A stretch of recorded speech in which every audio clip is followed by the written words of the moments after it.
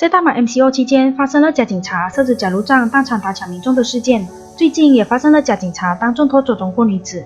3名男子自称是警员，然后抓住她的手拖进停车场，其中1名嫌犯是被停职的警员。再加上警察制服越来越容易在市场上购买得到，仿真度也非常高。身为大马民众，为了保护自己，我们应该多了解大马警察。今天就和大家简单的了解一下，在面对警察时也不会感到慌张。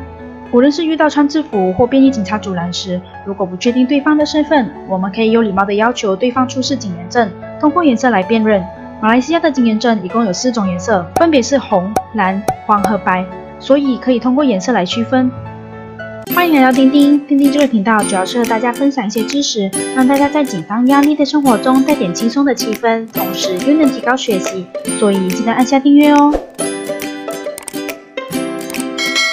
红色的警员证是代表停职警员只是公民的身份，没有权利检查他人的身份证或者要求对方做任何的配合或举动，所以这个时候你可以脸带微笑，有礼貌的走开，记得是脸带微笑，有礼貌的走开。蓝色则是高级警察，而黄色是督察等级以下的普通警察。一旦有警员出示这2种颜色的警员证，就表示他们是正规的警察，无论是穿着制服还是便装，都必须马上配合他们。白色分为志愿和辅助警察，称为 PVR。志愿警察一般会与蓝色或黄色警员证的警察一起进行任务，这个时候的志愿警察可以要求我们拿出身份证，而辅助警察无权检查他人的身份证。正版的警员证印有 Polis Diraja Malaysia， 也就是皇家警察部队，还有大马皇家警察的徽章、警员的编号、警戒等等。最重要的是还有防伪镭射水印，也就是最难伪造的。马来西亚在1903年成立后，全马所有警察就统一为马来西亚皇家警察。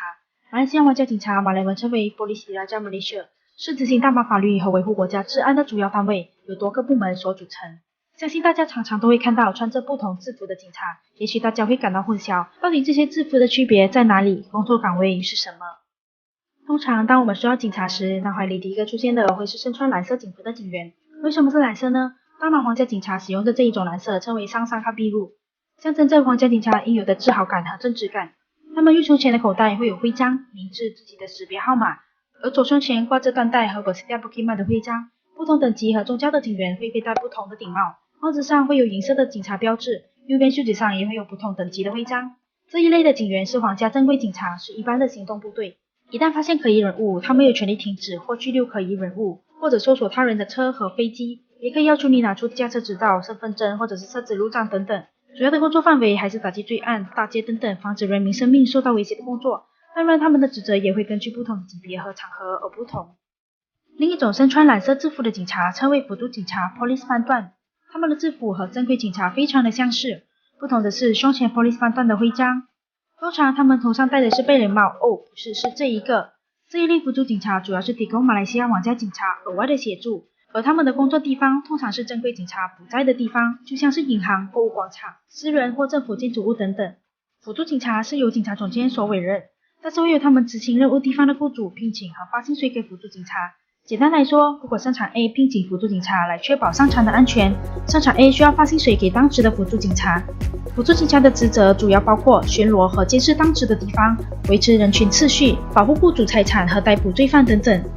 辅助警察有携带和使用枪支的权利，但是只有在雇主的地方执行任务时才有权利，也只能用以雇主名义所申请的枪支。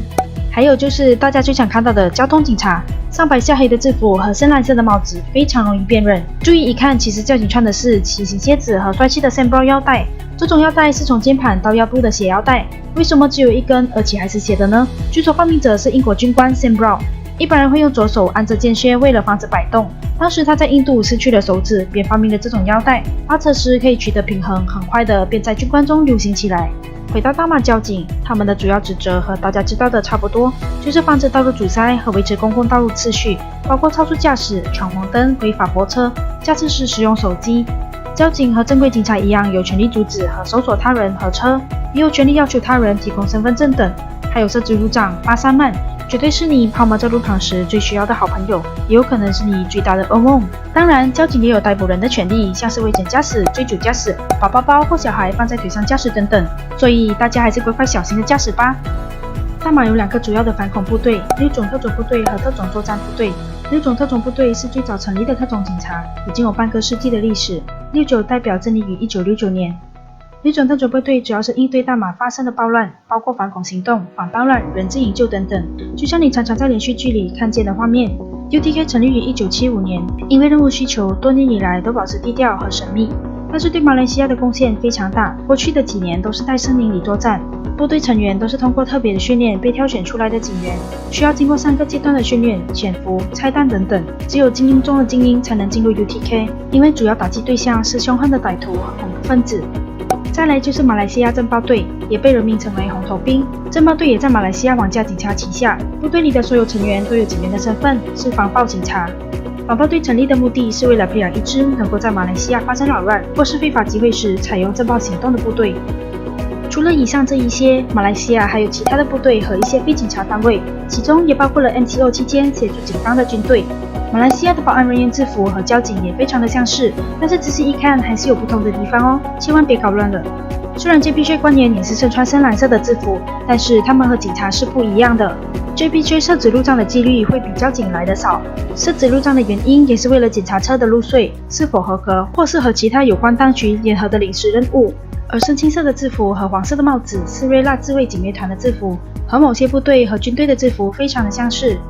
想要成为大马警察，必须经过马来西亚皇家警察训练学院的基本训练课程，通过试用期后就能成为一名正式的警察。训练课程包括了法律知识、操步、军火练习、体能训练、自卫术等等。岁数基本上都必须在18到28岁之间，当然还有其他的申请资格。费用是免费的，还会提供膳食住宿、薪金和津贴。目前马来西亚皇家警察大约有137500多人，英裔警察是总警力的4%，而华裔却不到2%。失业的朋友可以考虑看看。希望你会喜欢今天的分享，欢迎在下方留言，你还想知道哪些课题？记得按赞、关注与分享，别忘记打开小铃铛。